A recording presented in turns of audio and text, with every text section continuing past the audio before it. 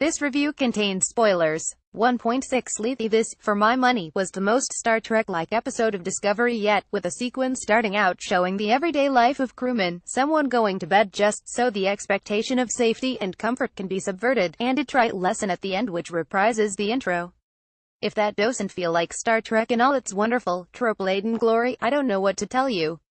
That leaves me wondering whether this feeling is a one-off for the show, or whether Discovery is finding its feet. In any case, if you thought Discovery was too edgy for you in the last few episodes, this might be the antidote to that. This is vintage Trek. The only way it could be any more Trekky is if next episode they visit a cowboy planet. I cannot articulate how badly I want to see the hyper-serious cynics of this crew on a cowboy planet. I have to say, too, that anyone who hated Tilly in her first couple of appearances can back the hell off, because the more she appears the better the character gets. I am massively enjoying her pluck, enthusiasm and determination, but I also laugh my ass off at her being super thirsty towards Ash and basically throwing herself at him. I'm also very fond of her roulette wheel of hairstyles, which defy all predictability from scene to scene. I already can't wait for the inevitable trip to a future timeline where she's Captain Tilly or whatever. Since I mentioned Ash, I kept quiet about this last week because it seemed like it might not be obvious, but apparently the idea that he's a Klingon, probably VOQ in disguise, seems super likely. It's worth noting that the last time Rel spoke to VOQ she told him he'd have to give up everything to get to Burnham, and to VOQ, everything means being pure, undiluted Klingon. I wonder if Ash is VOQ with the eugenics augment virus we saw in Enterprise, which finally explained to the three people who cared how there could be human-looking Klingons in TOS and Klingon-looking Klingons thereafter. There are clues, of course, like how he was, sexually involved with Rel, and how he fights like a Klingon, and how VOQ disappeared the moment he arrived and we've never seen them in the same room together. Plus he keeps accidentally eating live worms and smashing coffee tables, probably. Anyway, at this point you can only assume the twist isn't the endpoint of this storyline, and if he turns out to be VOQ, the writers will be aware everyone guessed it. Which brings me to the thing that was the actual point about this episode: Sarek and Burnham's relationship, and lack thereof. Sarek must have seriously been the worst dad on Vulcan.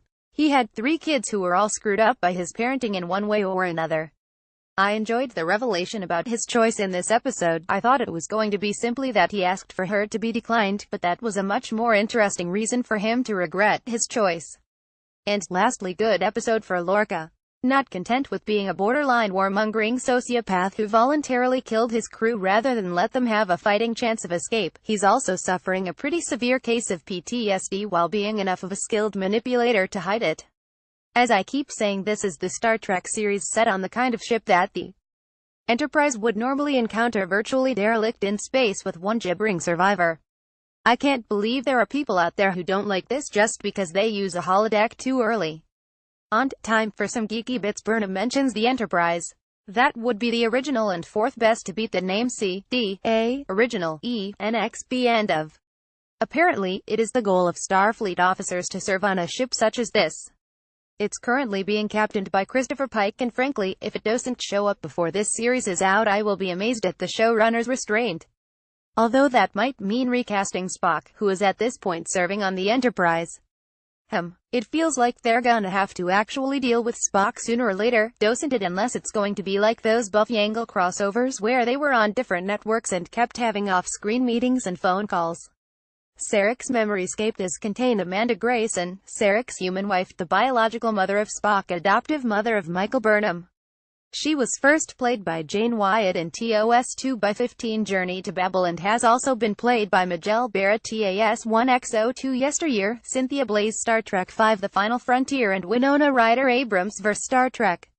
The Vulcan logic extremists in this episode who reject non-Vulcans, or specifically humans, might be an offshoot or continuation of the Vulcan ideology that was ultimately overthrown by the Serenites in the Vulcan Reformation, as shown in the mini-arc that ran in End 4X07-4X09.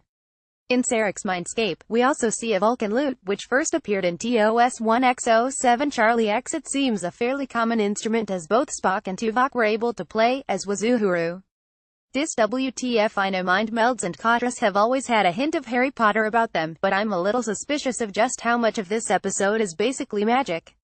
That said, the thing about this episode that really hits the WTF button is Admiral Cornwell being like, "I'm going to remove you from active duty." just as soon as I get back from this incredible dangerous mission. Like, did she have to fill out some forms or something? Just send a quick email first, oh yeah? And we have to talk about the career ladder in Starfleet. So, what's the path? You join a crew, work your ass off, and then the captain promotes two people he just met with very sketchy pasts right into the bridge crew while you're still flushing out the Jeffries tubes. That doesn't sound very likely to insensitivize good behavior. Lol, tons of good stuff in this episode. I absolutely loved Lorca whipping out his phaser in bed, your counselor, but the things in this episode that really brought a grin to my face were the t-shirts just reading disco.